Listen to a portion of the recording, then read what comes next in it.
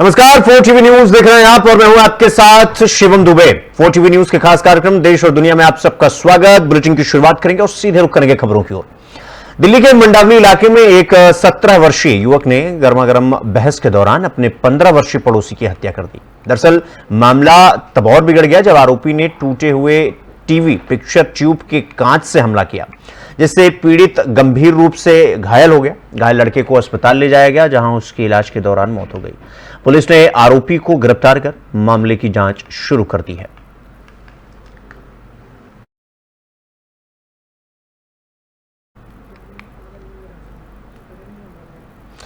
हिमाचल प्रदेश के चंबा जिले में भारी बारिश के कारण कंगोला नाला पुल बह गया है और इस कारण से क्षेत्र का एक मुख्य मार्ग कट गया, जिससे स्थानीय लोगों को भारी दिक्कतों का सामना करना पड़ रहा है।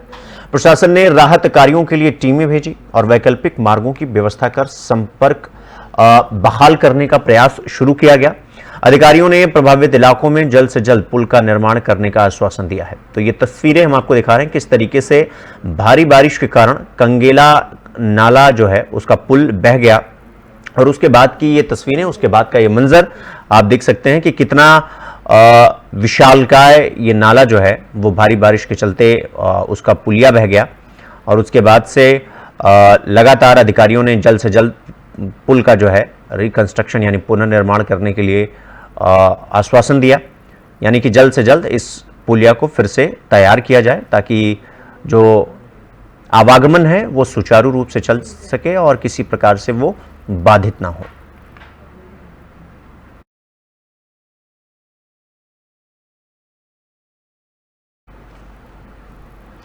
तो दिल्ली के आनंद विहार स्थित राम मंदिर में आयोजित अंतर्राष्ट्रीय वैश्य सम्मेलन में मुख्यमंत्री रेखा गुप्ता ने हिस्सा लिया। उन्होंने रक्तदान के महत्व को समझाया और ये कहा कि रक्त की हर इकाई किसी की जान बचा सकती है।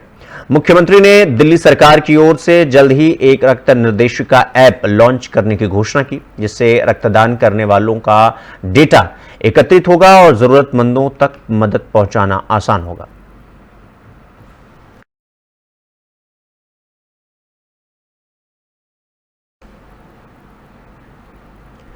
तो दिल्ली पुलिस ने एक बड़ी सफलता हासिल करते हुए राजन नामक आदतन चोर यानी हैबिचुअल ऑफेंडर थीफ को गिरफ्तार किया है, जो 50 से ज्यादा चोरी के मामलों में वांछित था। पुलिस ने उसकी गतिविधियों का गहन विश्लेषण करने के बाद उसके पास से चोरी की गई बाइक, नकदी, चोरी के औजार और चोरी के पैसे से खरीदी गई प्रॉपर्टी के दस्तावेज बरामद किए। राजन की गिरफ्तारी से इलाके में अपराधियों के खिलाफ पुलिस की कार्रवाई तेज होने की उम्मीद है। अधिकारियों का कहना है कि इस गिरफ्तारी से चोरी की जो घटनाएं हैं उसमें कमी आएगी और कानून व्यवस्था मजबूत होगा। पुलिस मामले की जांच जारी रखते हुए आगे बढ़ रही है ताकि अन्य अपराधियों को भी पकड़ने में मदद मिल सके।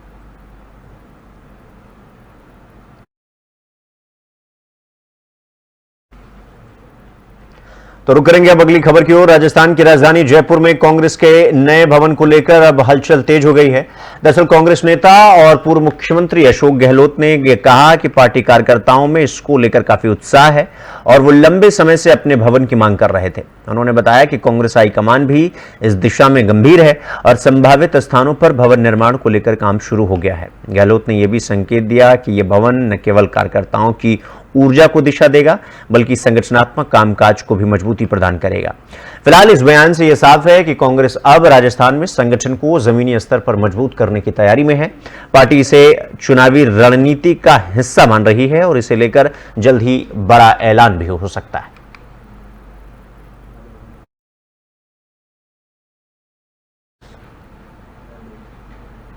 तो बिहार के दरभंगा जिले में मुहर्रम के मौके पर बड़ा हादसा हो गया। अब यह हादसा क्या हुआ? दरअसल ताजिया मिलान के दौरान एक झंडा 11,000 वोल्ट के हाई टेंशन तार से टकरा गया, जिससे ताजिया में करंट तोड़ गया और इस हादसे में करीब 50 से 60 लोग बुरी तरीके से झुलस गए। अफरा तफरी के बीच लोगों को तुरंत जिला अस्पताल पहुंचाया गया। घटना में करंट लगने से एक व्यक्ति की मौत भी हो गई, जबकि कई अन्य की हालत गंभीर बनी हुई है। गंभीर घायलों को दरभंगा मेडिकल कॉलेज और अस्पताल DMCH रेफर किया गया, जबकि कुछ का इलाज स्थानीय अस्पतालों में चल रहा है। मौके पर प्रशासनिक अधिकारी और पुलिस टीम पहुंची और स्थिति को संभालने में जुटी। मुहर्रम जैसे संवेदनशील मौके पर हुई इस घटना ने पूरे इलाके में शोक और दहशत दोनों का माहौल पैदा कर दिया है। तो आपको ये जो तस्वीर देख रहे हैं आप, इसमें आपको बता दें कि ताजिया निकल रही थी और इस दौरान उसमें जो झंडा होता है वो 11,000 वोल्टेज के तार से जाकर टकराया और इसके बाद पूरे के पूरे जुलूस में 11,000 वोल्ट का करंट दौड़ गया और इसके बाद इस पूरी घटना में 50 से 60 लोग बुरी तरीके से घायल हुए, भगदड़ हुई। और भगदड़ के बाद की जो तस्वीरें थी, वहां के जो हालात थे, वहां की जो परिस्थिति थी, वो तस्वीर हम आपको इस वक्त टीवी स्क्रीन पर दिखा रहे हैं किस तरीके से वहां भगदड़ हुई। हालांकि एक की मौत भी हुई है इस पूरे घटना में, एक लोगों की मौत भी हुई है। बाकियों को अलग अलग जिला अस्पतालों में भर्ती करवाया गया है, जिसकी हालत गंभीर थी, जिसकी स्थिति गंभीर थी, उसको पीएमसीएच उसको रेफर किया गया ताकि वहां पर उसका बेहतर उपचार हो सके, सुचारू रूप से उपचार चल सके। हालांकि जो मामूली जिनको चोटें आई थी या फिर वो घायल हुए थे, उनको करीबी जो जिला अस्पताल थे वहां पर उनको भर्ती करवाया गया, वहां पर उनका इलाज चला। लेकिन इस पूरी घटना के बाद एक दहशत का माहौल फैल गया, एक खौफनाक मंजर, खौफनाक तस्वीर भी देखने को मिली। और ये तस्वीर हम आपको पूरा दिखा नहीं पा रहे हैं क्योंकि जो विजुअल्स हैं वो थोड़े से विचलित कर सकते हैं, इसलिए हमने इसको थोड़ा सा गाइडलाइन के मुताबिक इसको चलाया है, क्योंकि हम पूरी तस्वीरें आपको दिखा नहीं सकते हैं क्योंकि तस्वीरें बहुत विभत्स हैं, भयानक हैं, भयंकर हैं।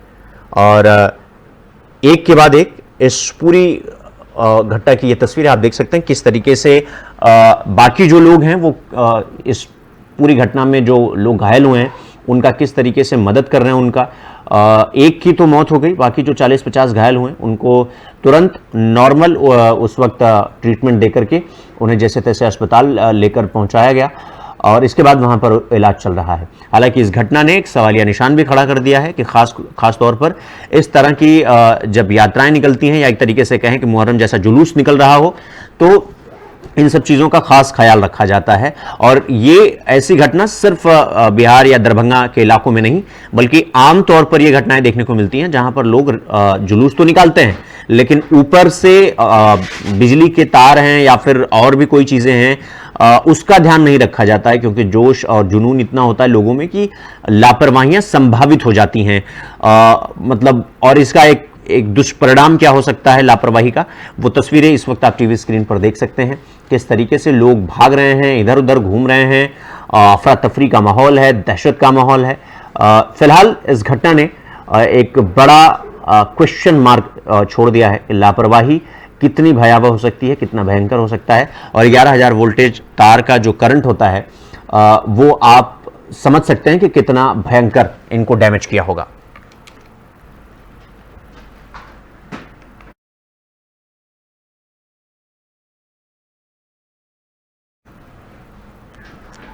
तो अब रुक करेंगे अगली खबर की ओर। पंजाब में 10 और 11 जुलाई को विधानसभा का विशेष सत्र बुलाया गया है, जिससे राज्य के लिए ऐतिहासिक बताया जा रहा है। इस विशेष सत्र को मुख्यमंत्री भगवंत मान के नेतृत्व में इस सत्र को बुलाया गया है। तो 10 और 11 जुलाई को सत्र जो है वो तय किया गया है। तो 10-11 सत्र मतलब 10-11 से यह सत्र की शुरुआत होगी, मानसून सत्र। तो ये पूरी खबर आपको विस्तार पूर्वक बता दें तो पंजाब में 10 और 11 जुलाई को विधानसभा का विशेष सत्र बुलाया गया है, जिसे राज्य के ऐतिहासिक बताया जा रहा है। राज्य के लिए मुख्यमंत्री भगवंत मान के नेतृत्व वाली सरकार इस सत्र में बेअदबी के खिलाफ एक सख्त कानून पेश करने जा रही है। राज्य में लंबे समय से धार्मिक ग्रंथों की बेअदबी के मामलों को लेकर जनभावनाएं आहत होती हैं और आहत होती आ रही हैं। जनता लगातार ऐसे मामलों पर कठोर कानून की मांग कर रही थी और अब भगवंत मान की सरकार ने इस मांग को मान लिया है। पूरा करने की दिशा में भी बड़ा कदम उठाने जा रही है भगवंत मान की सरकार। विधानसभा के विशेष सत्र में यह कानून पास होने की पूरी संभावना है। सरकार का तो यह भी कहना है कि यह कानून न सिर्फ दोषियों को कड़ी सजा देगा बल्कि भविष्य में ऐसे मामलों को रोकने में भी सहायक साबित होगा। राज्य की जनता इसे एक बड़ी उपलब्धि के रूप में देख रही है।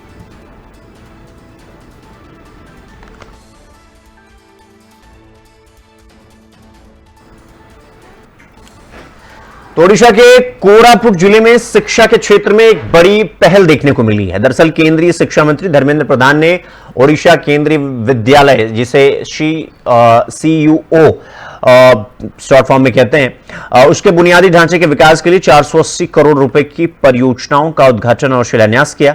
इस अवसर पर राज्य के उच्च शिक्षा मंत्री सूर्यवंशी सूरज, स्कूल और जन शिक्षा मंत्री नित्यानंद गौड़, कोरापुट के सांसद सप्तगिरी शंकर, उलाका और विभिन्न विश्वविद्यालयों के कुलपति भी उपलब्ध रहे। कार्यक्रम के दौरान शिक्षा संस्थानों के सहयोग बढ़ाने के लिए 6 महत्वपूर्ण समझौता ज्ञापनों यानी एमओयू मेमोरेंडम ऑफ महत्वपूर्ण समझौता ज्ञापनों का आदान प्रदान किया गया। इन संस्थानों में IIT Bhubaneswar, NIT Rourkela, NISER Bhubaneswar, IIM Sambalpur, केंद्रीय संस्कृति विश्वविद्यालय और सीयू शामिल है। इन समझौता के ज्ञापनों से न केवल अकादमिक साझेदारी को बल मिलेगा बल्कि अनुसंधान और नवाचार को भी नई दिशा मिलेगी।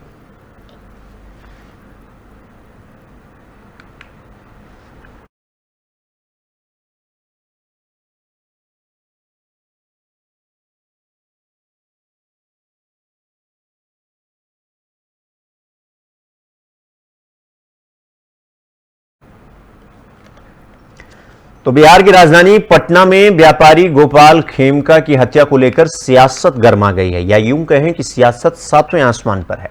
दरअसल कांग्रेस सांसद और लोकसभा में विपक्ष के नेता यानी एलओपी राहुल गांधी ने इस घटना पर तीखी प्रतिक्रिया दी है। उन्होंने अपने आधिकारिक बयान में यह कहा कि भाजपा और नीतीश कुमार ने मिलकर बिहार को भारत की आपराधिक राजधानी में बदल दिया है। राहुल गांधी ने राज्य की कानून व्यवस्था पर सवाल उठाते हुए कहा कि आम जनता असुरक्षित महसूस कर रही है और अपराधियों का मनोबल लगातार बढ़ता जा रहा है। इस बयान से विपक्ष ने राज्य सरकार को घेरने की कोशिश की है, जबकि जेडीयू और भाजपा ने राहुल गांधी के आरोपों को राजनीति से प्रेरित बताया। पटना में व्यापारी की हत्या के बाद स्थानीय व्यापारियों और नागरिकों में भी भारी आक्रोश देखा जा रहा है।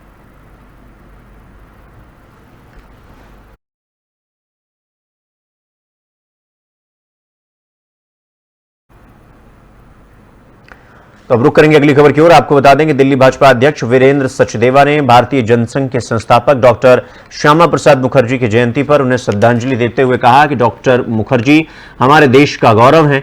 उन्होंने कहा कि उनके विचार और राष्ट्रवादी दृष्टिकोण भाजपा के लिए मार्गदर्शक का काम कर रही है। वीरेंद्र सचदेवा ने आगे ये भी कहा कि मुखर्जी ने यानी श्यामा प्रसाद मुखर्जी ने एक राष्ट्र, एक विधान, एक निशान की भावना के लिए अपना बलिदान दिया। उन्होंने जम्मू कश्मीर में अनुच्छेद 370 के विरोध में जो आवाज उठाई थी उसे प्रधानमंत्री नरेंद्र मोदी ने हटाकर सच्ची श्रद्धांजलि अर्पित की।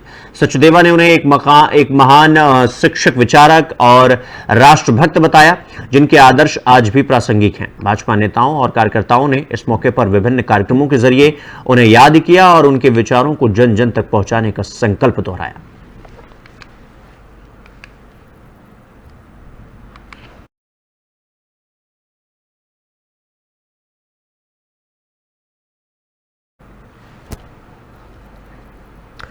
तो अब रुक करेंगे अगली खबर की ओर। दिल्ली की मुख्यमंत्री रेखा गुप्ता ने भारतीय जनसंघ के संस्थापक डॉक्टर श्यामा प्रसाद मुखर्जी की जयंती पर उन्हें भावभीनी श्रद्धांजलि अर्पित की, यानी हृदयपूर्वक।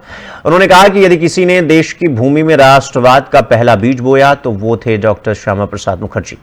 मुख्यमंत्री ने आगे कहा कि जब तत्कालीन सरकारें देश विरोधी निर्णय ले रही थी तब डॉक्टर श्यामा प्रसाद मुखर्जी अपना मंत्री पद से इस्तीफा देकर भारत की अखंडता के लिए संघर्ष किया। एक देश में 2 विधान, 2 प्रधान और 2 संविधान नहीं चलेंगे, यह कहने की ताकत उन्होंने ही दिखाई। मुख्यमंत्री ने कहा कि डॉक्टर मुखर्जी के दिखाए मार्ग पर चलकर ही देश की एकता, आत्मनिर्भरता और सम्मान को बनाए रखा जा सकता है। उन्होंने देशवासियों से आह्वान किया कि सब मिलकर देश हित में काम करें और यही उनके प्रति सच्ची श्रद्धांजलि होगी।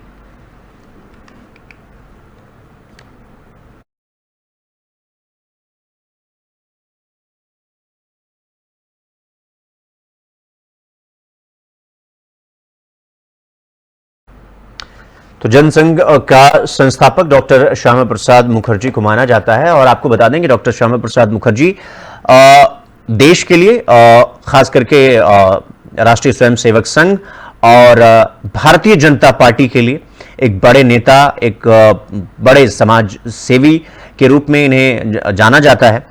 और आपको बता दें कि भारतीय जनता पार्टी बहुत इंस्पायर और एडमायर रहती है डॉक्टर श्यामा प्रसाद मुखर्जी से, क्योंकि श्यामा प्रसाद मुखर्जी ही ऐसा माना जाता है कि उनका ही ये नारा था कि एक देश में 2 विधान, 2 संविधान, 2 निशान नहीं रह सकते हैं। और उनका यह मानना था कि डॉक्टर श्यामा प्रसाद मुखर्जी का एक सपना था कि धारा 370 को हटाया जाए और पूर्ण रूप से जम्मू कश्मीर जो है वो भारत का अभिन्न हिस्सा था, है और रहे और भी करीब बन सके। ये सपना डॉक्टर श्यामा प्रसाद मुखर्जी ने कभी देखा था और इसी का जिक्र करते हुए चाहे फिर वो वीरेंद्र सचदेवा यानी कि जो दिल्ली के बीजेपी के प्रमुख हैं, अध्यक्ष हैं, या फिर दिल्ली की मुख्यमंत्री रेखा गुप्ता जो इस वक्त आप अपनी टीवी स्क्रीन पर देख रहे हैं, वो वही कह रहे हैं कि श्यामा प्रसाद मुखर्जी की जो मुहिम थी, जो उनका सपना था, उसे प्रधानमंत्री नरेंद्र मोदी ने साकार किया, गृहमंत्री अमित शाह ने साकार किया और आज हम सब उन्हें याद कर रहे हैं। और आपको बता दें कि इस मौके पर दिल्ली की राजधानी से लेकर देश के तमाम जगहों पर श्यामा प्रसाद मुखर्जी को याद किया जा रहा है। खास करके भारतीय जनता पार्टी इसे एक त्योहार के रूप में देखती है क्योंकि श्यामा प्रसाद मुखर्जी एक प्रेरणा स्रोत थे भारतीय जनता पार्टी के लिए, आरएसएस के लिए और तमाम लोगों के लिए जो लोग श्यामा प्रसाद मुखर्जी के बलिदान को और श्यामा प्रसाद मुखर्जी को एडमायर करते हैं, उनसे इंस्पायर होते हैं। उनके लिए आज एक त्योहार जैसा है क्योंकि उन्हें याद करते हैं और भावभीनी श्रद्धांजलि के साथ यानी दिलपूर्वक, हृदयपूर्वक उनको याद करते हैं। और इसी को लेकर आप दिल्ली की मुख्यमंत्री रेखा गुप्ता को भी सुन रहे थे। उन्होंने कहा कि जो उनका सपना था एक देश में दो निशान, दो विधान और दो संविधान नहीं रह सकते, वो जो है अखंड भारत के लिए श्यामा प्रसाद मुखर्जी लड़ाई लड़ रहे थे और उनका सपना प्रधानमंत्री नरेंद्र मोदी साकार कर रहे हैं।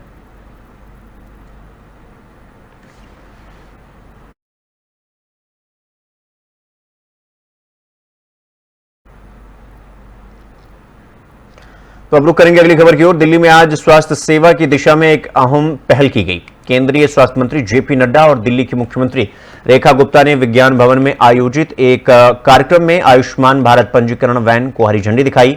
इस पहल का उद्देश्य है कि आयुष्मान भारत योजना के तहत अधिक से अधिक लाभार्थियों का पंजीकरण किया जाए, विशेष रूप से उन क्षेत्रों में जहां डिजिटल सुविधा कम है। यह वैन जाकर लोगों को ऑन द स्पॉट रजिस्ट्रेशन करेगी। मंत्री जेपी नड्डा ने कहा कि यह वैन आम लोगों की योजना से जोड़ने का एक प्रभावी माध्यम साबित होगी। मुख्यमंत्री रेखा गुप्ता ने इसे जन कल्याणकारी दिशा में एक महत्वपूर्ण कदम बताया और लोगों से यह अपील की कि वो इस सुविधा का लाभ उठाएं। यह अभियान आने वाले दिनों में दिल्ली के विभिन्न हिस्सों में चलाया जाएगा। तो आपको बता दें कि दिल्ली में आयुष्मान वैन रवाना की गई है, हरी झंडी दिखाया गया है इसको और एक महत्वपूर्ण कदम माना जा रहा है इस पूरी योजना को, क्योंकि दिल्ली सरकार का यह मानना है कि लोगों को जो सरकार की योजनाएं हैं उन तक अगर योजना पहुंचानी है तो इस तरह की पहल करनी पड़ेगी। और आपको बता दें कि आज जब हरी झंडी दिखाई गई तो वहां पर मुख्यमंत्री रेखा गुप्ता और भारतीय जनता पार्टी के राष्ट्रीय अध्यक्ष जगत प्रसाद नड्डा यानी जेपी नड्डा वो भी मौजूद थे और विज्ञान भवन से इसे हरी झंडी दिखाई गई। तो पंजीकरण के लिए विशेष वैन चलाई गई, यानी कि जो लोग सुविधाओं का लाभ नहीं ले पा रहे हैं क्योंकि उनका रजिस्ट्रेशन नहीं हो पा रहा है, उसी रजिस्ट्रेशन के लिए और तमाम योजनाओं के प्रति उनको जागरूक करने के लिए उनके द्वार तक, उनके इलाकों तक, उनके मोहल्ले तक ये वैन पहुंचेगी और लोगों को जागरूक करेगी। और मुख्यमंत्री रेखा गुप्ता का मानना है कि अगर लोगों तक योजनाएं नहीं पहुंच रही हैं तो उन तक ये योजनाएं ले जाई जाएं, लेकिन उन तक पहुंचाई जाएं। तो दिल्ली में आयुष्मान वैन रवाना हुआ। ये तस्वीरें हम आपको दिखा रहे हैं जिसमें दिल्ली की मुख्यमंत्री रेखा गुप्ता और भारतीय जनता पार्टी के राष्ट्रीय अध्यक्ष जेपी नड्डा आपको हाथ में हरी झंडी दिखाते हुए वो आपको दिखाई देंगे और तमाम सामने से होती हुई ये गाड़ियां गुजर रही हैं जो दिल्ली के तमाम इलाकों में जाएंगी जहां पर लोगों को योजनाओं के बारे में बताएंगी और फिर उनका रजिस्ट्रेशन करवाएंगी। जो लोग योजनाओं का लाभ नहीं ले पा रहे हैं या जो योजनाएं उन तक नहीं पहुंच पा रही हैं उन योजनाओं को अब उन तक पहुंचाया जाएगा। तो विज्ञान भवन से इस पूरी जो ये पूरी वैन की मुहिम है पंजीकरण करने के लिए विशेष वैन मुहिम, उसको हरी झंडी दिखाया गया।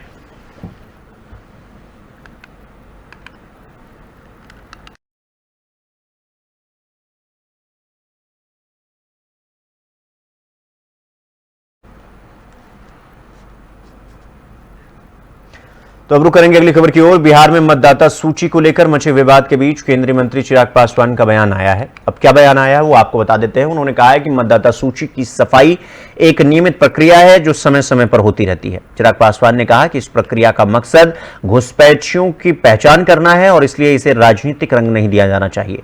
उन्होंने विपक्ष से अपील की कि वो इस प्रक्रिया को लेकर झूठी कहानियां न फैलाएं बल्कि उन लोगों की मदद करें जिनकी शिकायतें वाजिब हैं। चिराग पासवान के इस बयान को लेकर सियासी हलकों में चर्चा तेज हो गई है। जहां सत्ता पक्ष इसे जरूरी सुधार बता रहा है तो विपक्ष इसे अल्पसंख्यकों को निशाना बनाने की कोशिश बता रहा है। आने वाले दिनों में यह मुद्दा और भी गर्मा सकता है, क्योंकि बिहार का चुनाव जैसे जैसे नजदीक आ रहा है, ऐसे इस तरह के जो मतदाता सूची जैसे मामले हैं वो रफ्तार पकड़ेंगे और यही मुद्दे आगे चल के बिहार के चुनाव में भुनाने की पूरी कोशिश की जाएगी। सत्ता पक्ष एक तरफ इसे जस्टिफाई कर रहा है, दूसरी तरफ विपक्ष इसे बताया जा रहा है कि मुस्लिमों को टारगेट करने के लिए इस तरह की पहल सरकार की तरफ से की जा रही है। हालांकि चिराग पासवान कह रहे हैं कि इस तरह की भ्रांतियां, इस तरह की किंवदंतियां, इस तरह की कहानियां विपक्ष को नहीं बनाना चाहिए और एक जिम्मेदार विपक्ष की भूमिका में आना चाहिए। इससे लोगों की घुसपैठियों की पहचान होगी और उन्हें देश निकाला किया जाएगा। हालांकि विपक्ष इसे सिर्फ और सिर्फ एक खास वर्ग के लोगों को टारगेट करना बता रही है।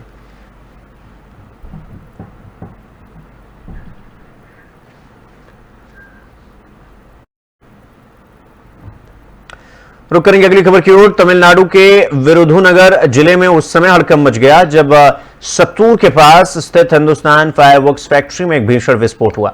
इस हादसे में एक व्यक्ति की मौत हो गई और 4 लोग घायल हो गए। विस्फोट इतना शक्तिशाली था कि 10 किलोमीटर दूर का इलाका इसकी गूंज से धमक उठा। धमाके में फैक्ट्री के 10 से ज्यादा लोग कमरे में पूरी तरीके से नष्ट हो गए। मौके पर दमकल विभाग और बचाव दल ने तुरंत पहुंचकर राहत और बचाव कार्य शुरू किया। घायलों को नजदीकी अस्पताल में भर्ती कराया गया है और उनकी स्थिति पर निगरानी रखी जा रही है। मलबा हटाने का काम लगातार किया जा रहा है। हादसे के कारण की जांच शुरू की जा चुकी है और प्रशासन ने सुरक्षा मानकों की समीक्षा करने के निर्देश दिए हैं। स्थानीय लोगों में डर का माहौल है और पूरे इलाके में सतर्कता बढ़ा दी गई है।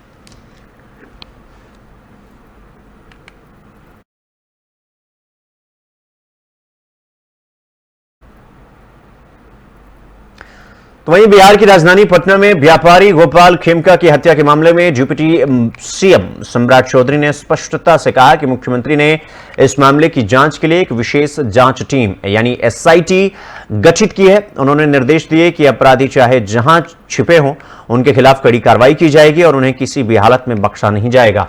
सम्राट चौधरी ने आगे यह भी कहा कि पुलिस से यह आग्रह है कि वो न केवल इस मामले की गहराई से जांच करें बल्कि भविष्य में इस तरह की घटनाओं को रोकने के लिए कदम उठाएं। उनका कहना था कि बिहार में कानून व्यवस्था को मजबूत बनाना सरकार की प्राथमिकता है और जनता को सुरक्षित माहौल उपलब्ध कराना हमारी जिम्मेदारी भी है और जरूरी भी है। इस बयान के बाद राजनीतिक दलों और जनता में उम्मीदें बढ़ गई हैं और जल्द ही इस मामले में न्याय मिलने की उम्मीद भी की जा रही है।